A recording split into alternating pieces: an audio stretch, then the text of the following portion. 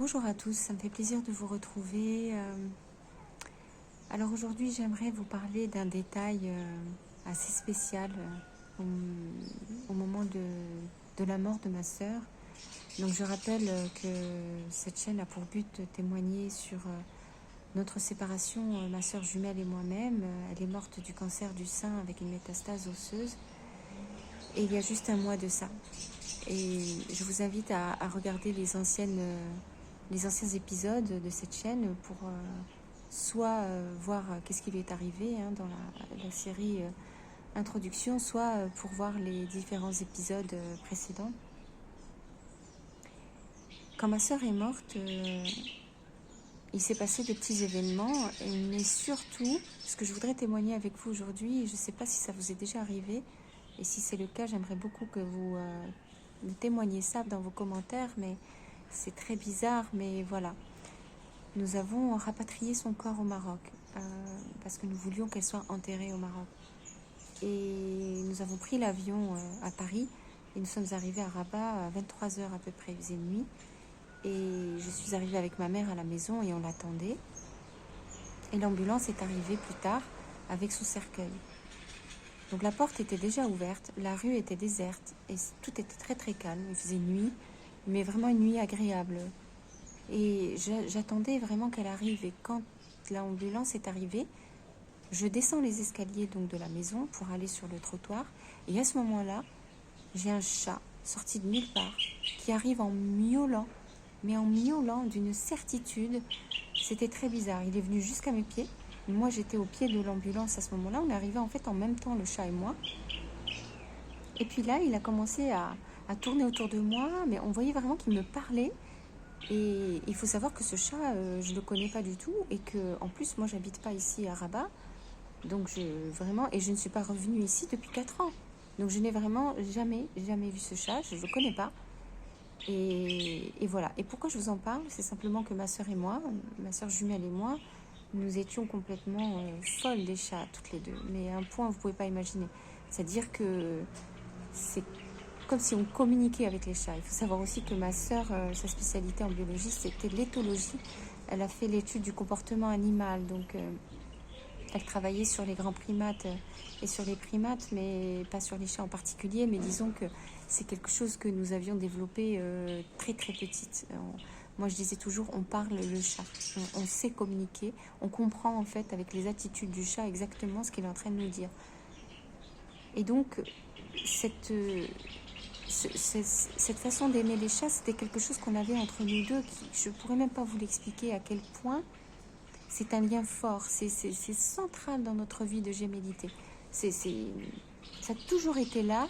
On n'a fait que parler de ça. Chaque fois qu'on avait des coups de stress, qu'on avait des choses difficiles, on regardait ensemble des images de chats pour nous détendre.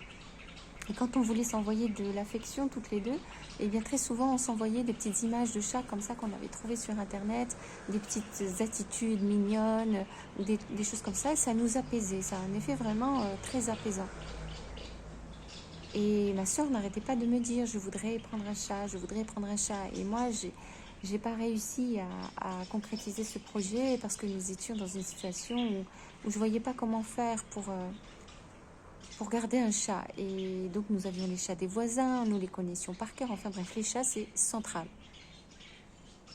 Donc, ce n'est pas un hasard pour moi.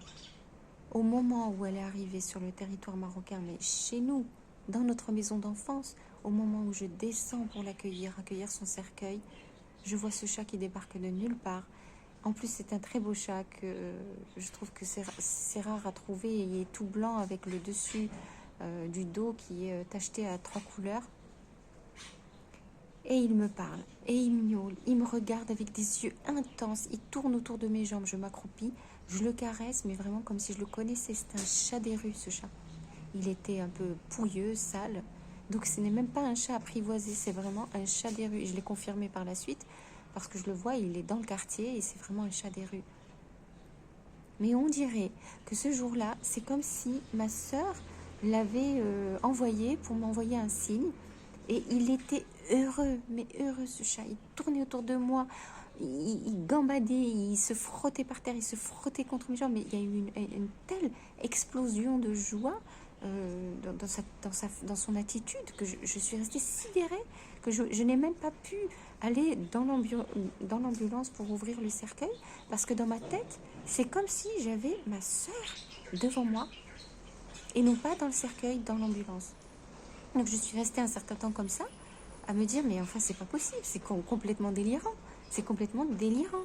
Et en même temps, c'était une certitude. Je voyais tellement de bonheur dans ce chat et tellement d'affection et tellement de gentillesse à me coller, à me parler, à me regarder dans les yeux. C'était inouï, que j'ai eu l'impression que ma soeur était vivante. Et donc en fait, ce chat a squeezé complètement ma peine. Ça l'a complètement cassée. C'est-à-dire que quand j'ai regardé après le cercueil, je me suis redressée. J'ai regardé le chat, il me regardait encore comme ça. Et à un moment donné, il a tourné les talons, il est parti. Il est parti beaucoup plus loin, il est allé à 3 maisons plus loin. Et là, je voyais que c'était un chat. Et je ne voyais plus ma soeur, je ressentais plus du tout son énergie. Je voyais juste un chat des rues, normal. On a l'impression qu'il était revenu à sa vie normale. C'est tout à fait étrange. Et là, je me suis dit, mais en fait, ma soeur est venue. Elle est donc bel et bien arrivée au Maroc. Ça m'a fait vraiment très très bizarre de voir ça. Et puis, je me suis dit, ben ça y est, elle est arrivée à bon port. Donc ce que je voulais faire pour elle, je l'ai réussi. Bien sûr que je l'ai fait grâce à ma mère, parce que c'est ma mère qui a payé tout le rapatriement du corps, et vraiment c'est cher et c'est compliqué. Mais voilà, c'est fait. J'ai pu l'accompagner jusqu'ici et j'en ai été très heureuse, ce qui fait que quand je suis entrée dans la maison avec le cercueil, pour moi, je riais intérieurement parce que je me disais, elle est là, mais elle n'est pas là. Elle est là, mais en même temps, elle est capable d'être un chat. Enfin, c'est très, très bizarre. La nuit passe, le lendemain, donc on fait l'enterrement, la cérémonie. Donc, on reçoit la famille et les amis à la maison.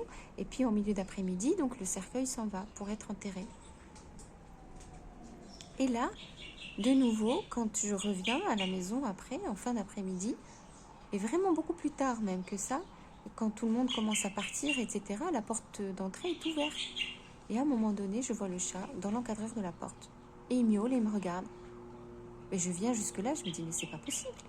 Comment ce chat, qui est un chat des rues, qui est très effrayé, que les chats ne supportent pas quand ils ne connaissent pas, arrive à monter dans cette maison qu'il ne connaît pas, et qui, alors qu'il y a du passage, qu'il y a vraiment plein de passages, et qui reste dans l'encadreur de la porte, qui miaule et qui l'attend. Donc le même chat. Donc pour moi, c'était de nouveau une deuxième visite. Une deuxième visite de ma sœur. Je sais bien que ça n'a aucun sens ce que je raconte, mais je voulais vous le partager parce que c'est une expérience incroyable. Et j'en étais tellement stupéfaite que ma mère aussi, quand elle a vu ça la veille, donc elle comprenait pas, parce qu'elle aussi, elle était sidérée. C'est elle qui habite ici normalement. Et puis elle m'a dit, mais vraiment, je ne connais pas ce chat, et puis j'ai jamais vu un chat faire ça, un chat des rues. Et au bout d'un moment, elle m'a dit, mais oui, c'est vrai, tu as raison, c'est ta soeur jumelle, c'est Selma, c'est elle. Ensuite, j'en parle à ma grande sœur qui était beaucoup plus sceptique en me disant, mais elles sont en train de délirer, maman et Kenza, là, c'est parce qu'elles ont tellement souffert de la fin de vie de Selma que ça doit être ça, c'est pas possible, elles sont en train de délirer. Mais en même temps, elle n'ose pas trop nous dire, mais non, c'est pas Selma, c'est un chat. Et nous aussi, on sait que c'est un chat, sauf que c'est très bizarre. Et le lendemain, quand le chat se présente à la porte, je vois ma sœur qui, là, n'ose plus rien dire. Elle dit, bon, là, c'est vrai que c'est quand même très, très bizarre. Alors, elle n'en tire pas de conclusion pour autant, hein, c'est pas ça. Mais voilà, c'est pour vous dire que j'ai eu ce signe-là magnifique. Et bêtement, j'ai cru que... j'ai cru que j'en aurais plein comme ça à chaque fois, mais malheureusement, non. Tout ce qui s'est passé, c'est que ce chat est revenu après, par la suite, quelques jours plus tard.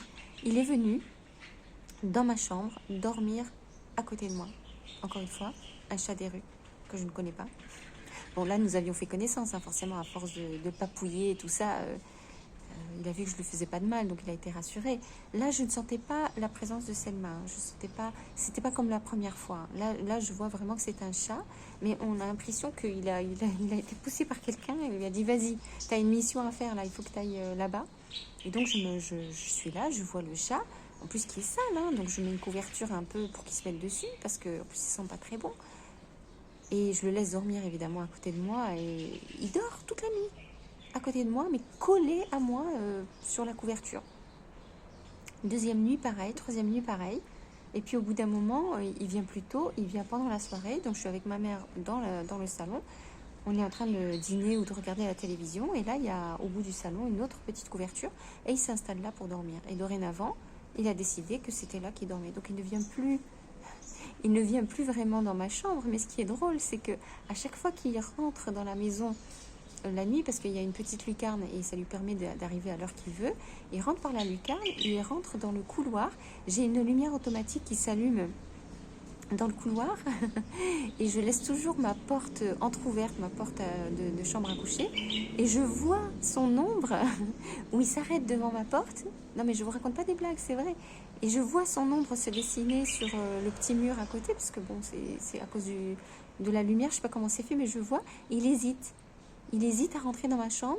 En fait, il rentre pas. Bon, au début, il l'a fait, il rentrait comme ça. Mais là, maintenant, je le vois, il s'arrête quelques secondes. Et ensuite, il continue son chemin jusque dans le salon. Et puis, je l'entends plus. Mais je vois la lumière qui s'éteint, ce qui veut dire qu'il est sorti du couloir. Voilà. Et donc, j'ai cette visite-là nocturne quasiment toutes les nuits.